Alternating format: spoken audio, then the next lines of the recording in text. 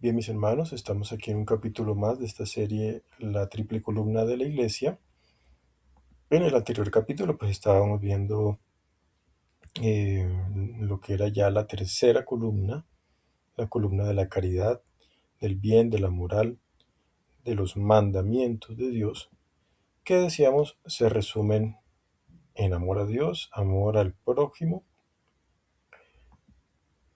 y amor a uno mismo, ¿no? Amor al prójimo como a uno mismo. Son tres dimensiones: hacia Dios, hacia el prójimo y hacia uno mismo. Vamos a empezar ya a adentrarnos un poco. ¿Qué implican estos tres mandamientos? ¿Sí? Y vamos al catecismo, como siempre nos basamos en la doctrina de la Iglesia, para ver todo en clave trinitaria. Aquí vamos a mirar el 2086, el numeral del catecismo, que nos dice en qué consiste el primer mandamiento, que es amar a Dios sobre todas las cosas. El primero de los preceptos abarca la fe, la esperanza y la caridad, es decir, las tres virtudes teologales, ¿no? En efecto, quien dice Dios dice un ser constante, inmutable, siempre el mismo, fiel, perfectamente justo. De ahí se sigue que nosotros debemos necesariamente aceptar sus palabras y tener en Él una fe y una confianza completas. Él es todopoderoso, clemente, infinitamente inclinado a hacer el bien. ¿Quién podría no poner en Él todas sus esperanzas? ¿Y quién podrá no amarlo contemplando todos los tesoros de bondad y de ternura que ha derramado en nosotros? De ahí esa fórmula que Dios emplea en la Sagrada Escritura, tanto al comienzo como al final de sus preceptos: yo soy el Señor.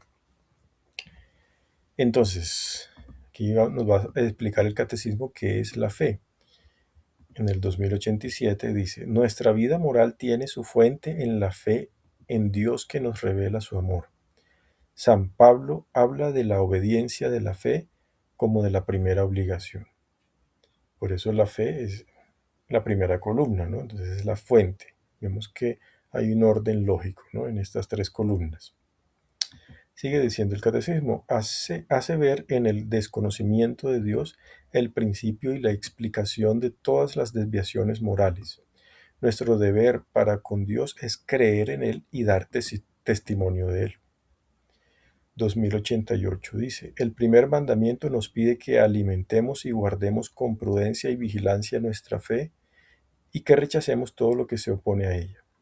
Hay diversas maneras de pecar contra la fe. La duda voluntaria respecto a la fe descuida o rechaza tener por verdadero lo que Dios ha revelado y la Iglesia propone creer. La duda involuntaria designa la vacilación en creer, la dificultad de superar las objeciones con respecto a la fe o también la ansiedad suscitada por la oscuridad de ésta. Si la duda se fomenta deliberadamente, puede conducir a la ceguera del espíritu. 2089. La incredulidad es el menosprecio de la verdad revelada o el rechazo voluntario de prestarle asentimiento. Se llama herejía la negación pertinaz después de recibido el bautismo de una verdad que ha de creerse con fe divina y católica, o la duda pertinaz sobre la misma. Apostasía es el rechazo total de la fe cristiana. Cisma, el rechazo de la sujeción al sumo pontífice o de la comunión con los miembros de la Iglesia a él sometidos. Bueno, aquí nos están detallando algunos pecados contra la fe, que son pecados graves, ¿no?, como el cisma, la herejía, la incredulidad. Ahora, ¿qué nos dice sobre la esperanza? Esta virtud teologal que ya la hemos estudiado un poco, pero vamos a mirarla aquí con respecto al primer mandamiento, ¿no?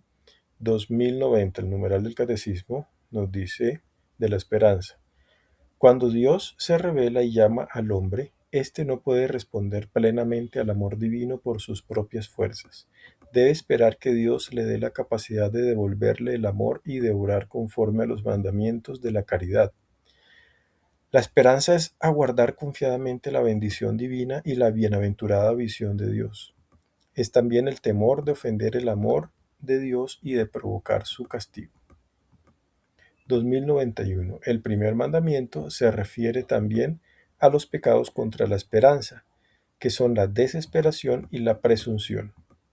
Por la desesperación, el hombre deja de esperar de Dios su salvación personal, el auxilio para llegar a ella o el perdón de sus pecados. Se opone a la bondad de Dios, a su justicia, porque el Señor es fiel a sus promesas y a su misericordia. 2092. Hay dos clases de presunción: o bien el hombre presume de sus capacidades, esperando poder salvarse sin la ayuda de lo alto, o bien presume de la omnipotencia o de la misericordia divinas, esperando obtener su perdón sin conversión y la gloria sin mérito. Bien, aquí estos son los pecados contra la esperanza en lo que refiere al primer mandamiento, ¿no? No hay que presumir de nuestras propias fuerzas, porque el único que nos puede salvar es Dios, y tampoco pues irse al otro extremo de presumir de que porque Dios nos salva y es misericordioso, pues podemos pecar sin arrepentirnos, ¿no? De eso más o menos se trata los pecados contra la esperanza. Y por último, con respecto a la virtud teologal de la caridad, nos dice el catecismo en el numeral 2093. La fe en el amor de Dios encierra la llamada y la obligación de responder a la caridad divina mediante un amor sincero. El primer mandamiento nos ordena amar a Dios sobre todas las cosas y a las criaturas por Él y a causa de Él. 2094. Se puede pecar de diversas maneras contra el amor de Dios. La indiferencia descuida o rechaza la consideración de la caridad divina. Desprecia su acción preveniente y niega su fuerza. La ingratitud omite o se niega a reconocer la caridad divina y devolverle amor por amor. La tibieza es una vacilación o negligencia en responder al amor divino. Puede implicar la negación a entregarse al movimiento de la caridad. La asedia o pereza espiritual llega a rechazar el gozo que viene de Dios y a sentir horror por el bien divino. El odio a Dios tiene su origen en el orgullo, se opone al amor de Dios cuya bondad niega y lo maldice porque condena el pecado e inflige penas. Bien,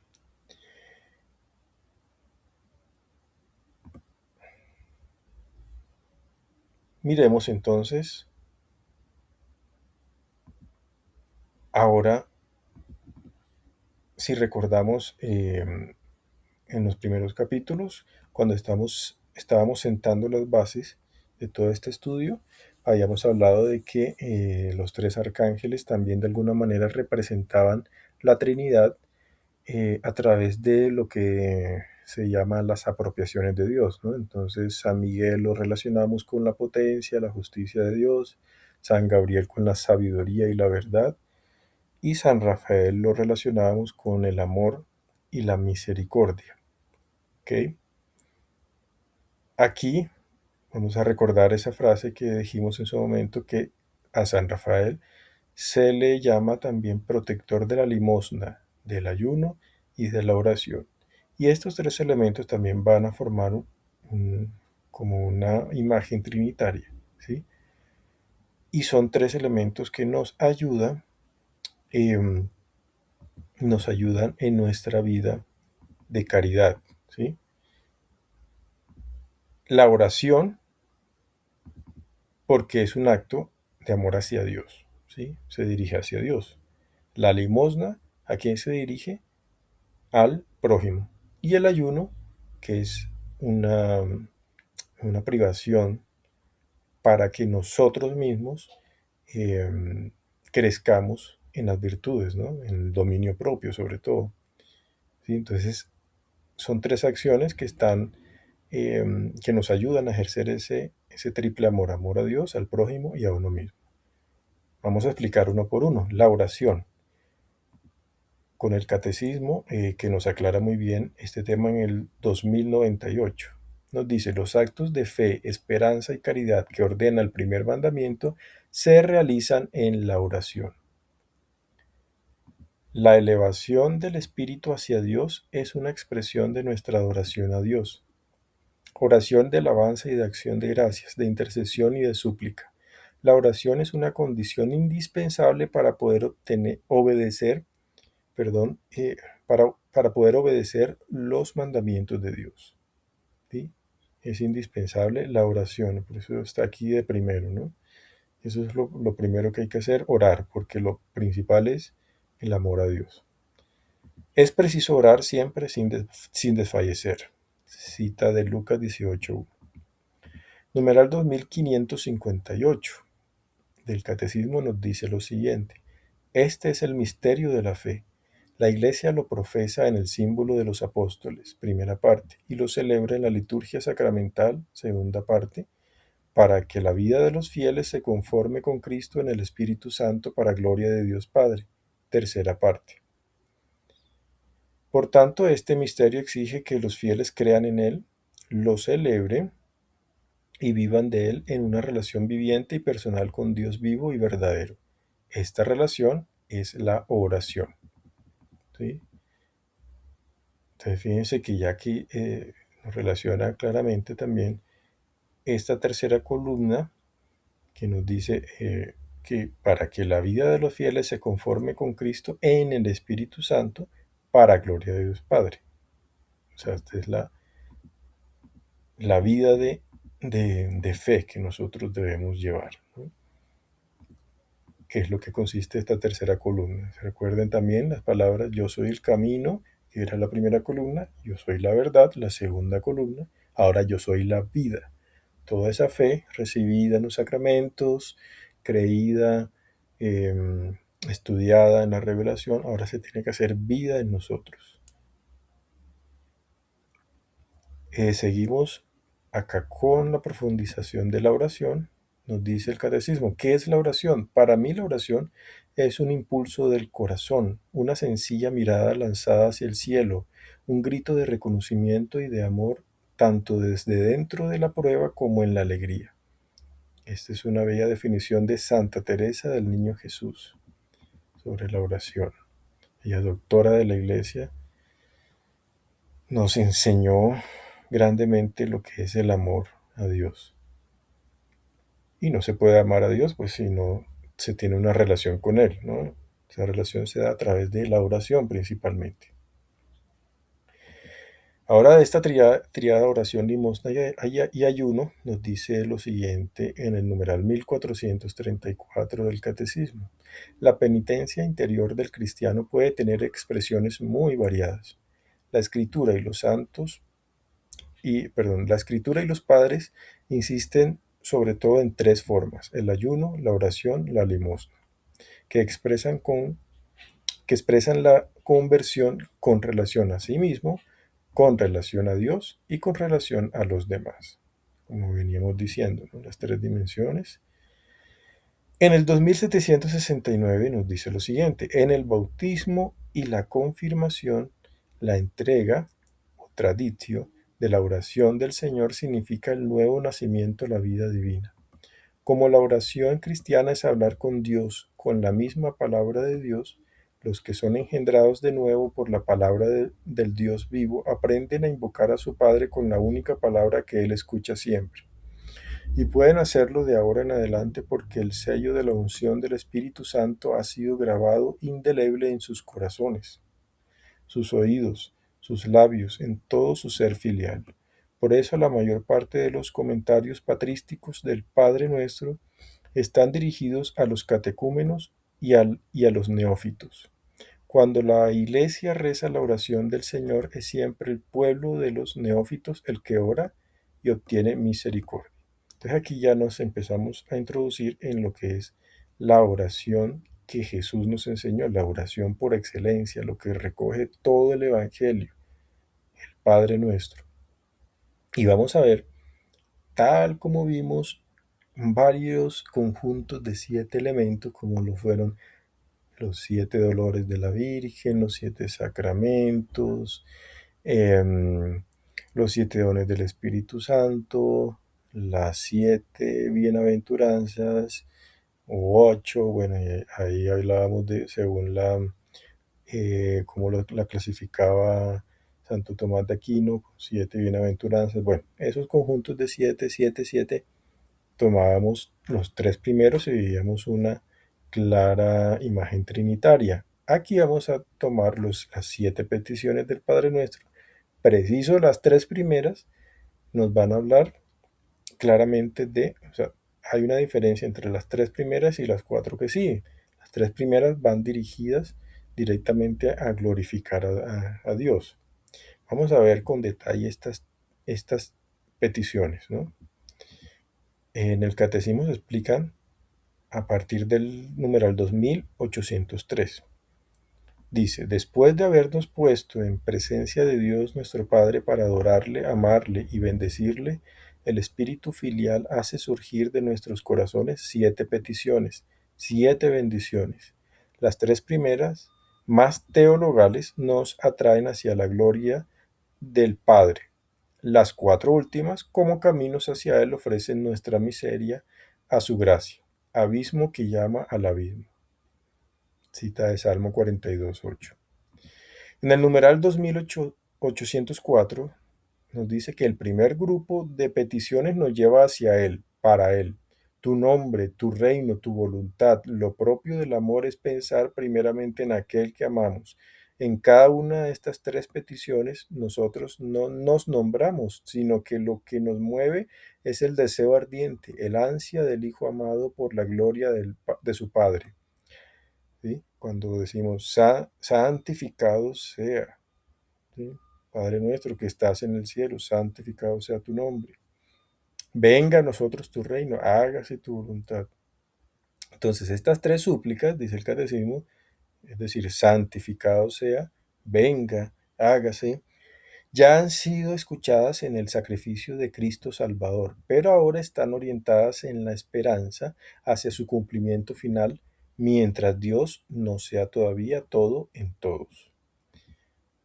En el 2806 sigue diciendo el catecismo, mediante las 3 primeras peticiones somos afirmados en la fe, colmados de esperanza y abrazados por la caridad. Miren qué belleza cómo ya este gran rompecabezas, por llamarlo de alguna manera, toda esta visión en conjunto de la iglesia, empieza pues, a cobrar un sentido impresionante, ¿no?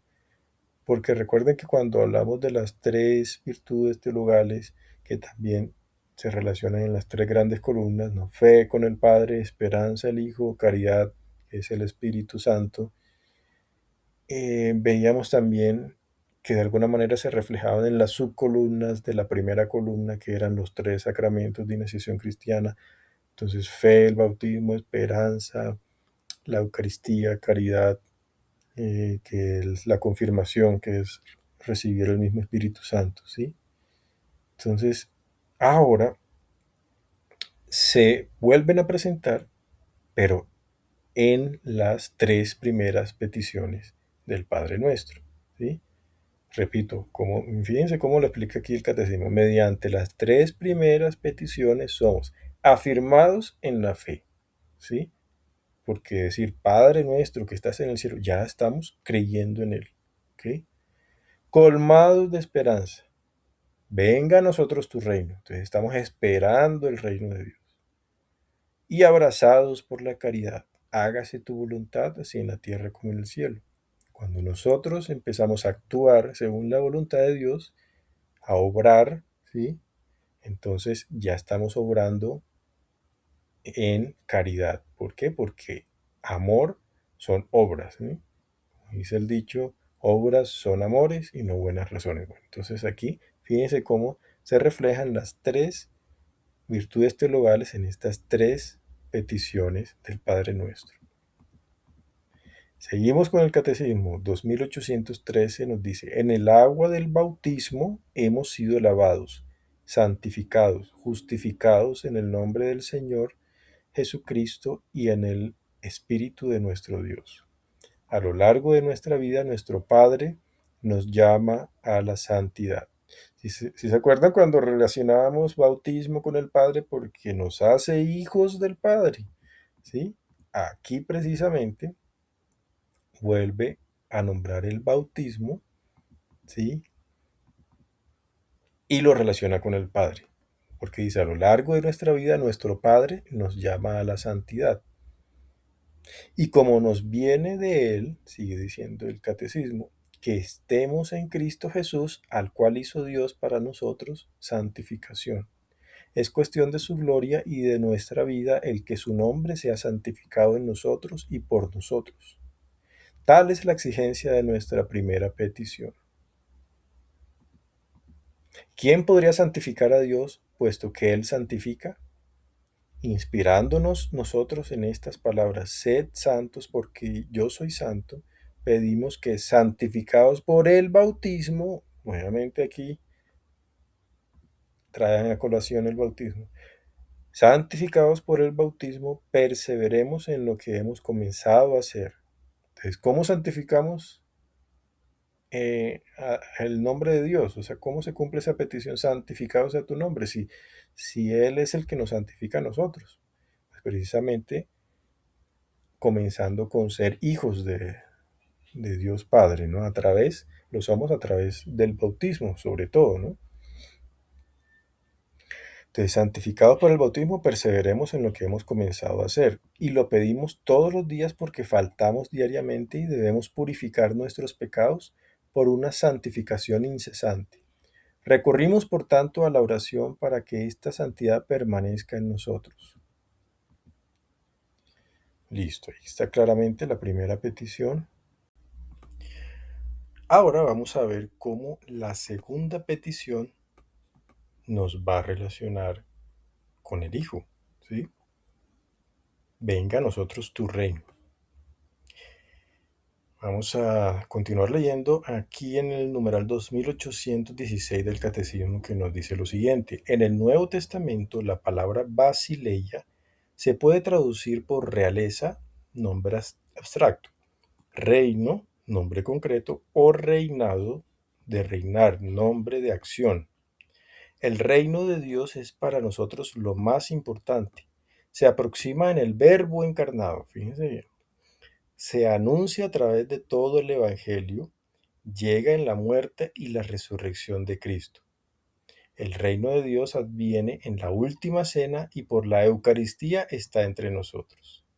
El reino de Dios llegará en la gloria cuando Jesucristo lo devuelva a su Padre.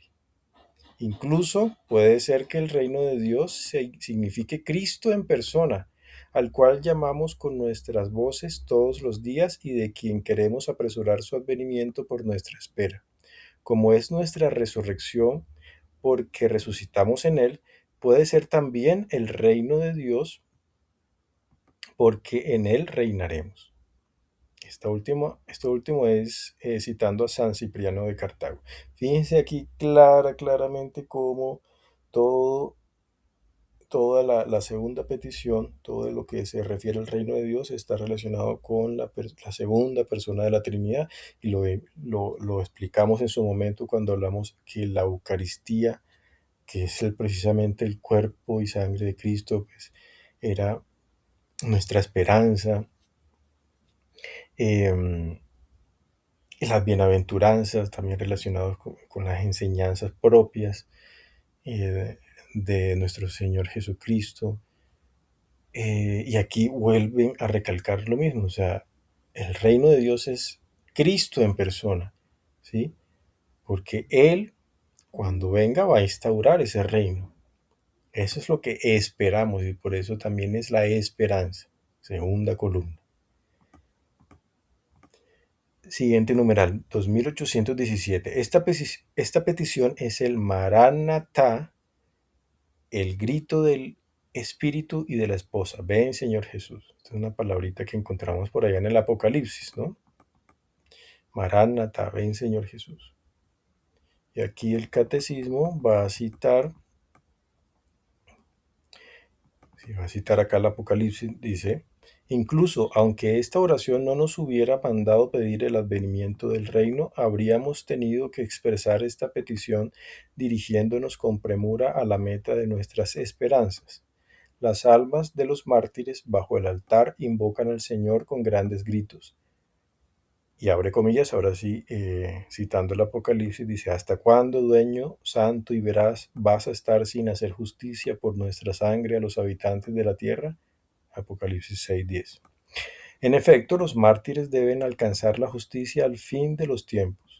Señor, apresura pues la venida de tu reino. Tertuliano, todo esto es un comentario de Tertuliano.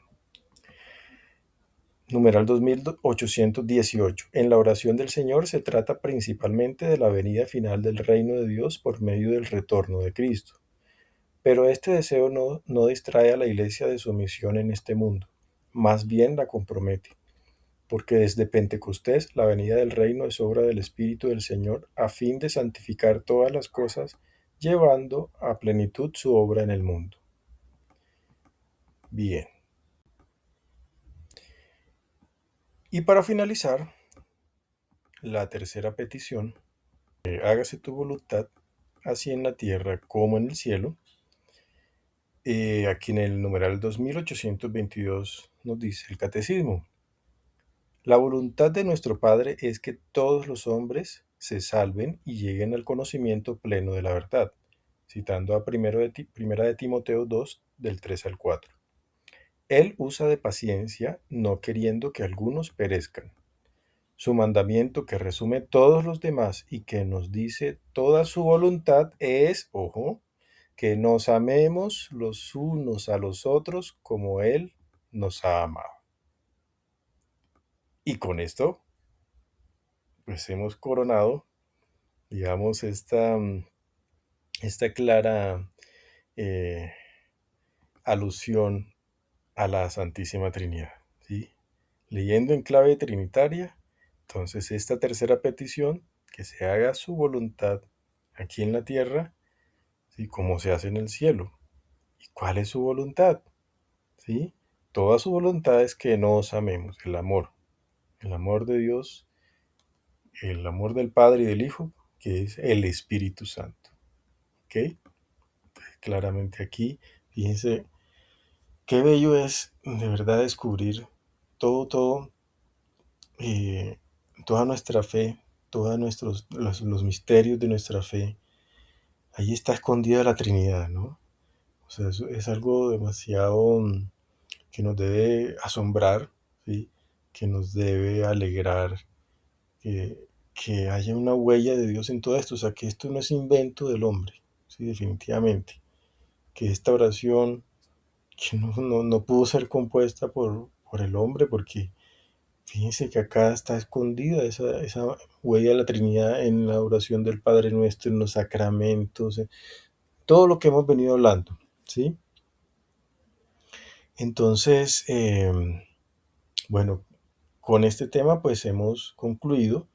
Ya pues como mencionamos, los otros dos aspectos que son limosna, que va dirigido hacia los demás, o sea, es un acto de amor por los demás, y el ayuno, un acto de amor por uno mismo, porque con el ayuno nosotros podemos eh, tener dominio propio, ¿no? De nuestra carne, y esto va a estar muy relacionado con el tema que nos falta.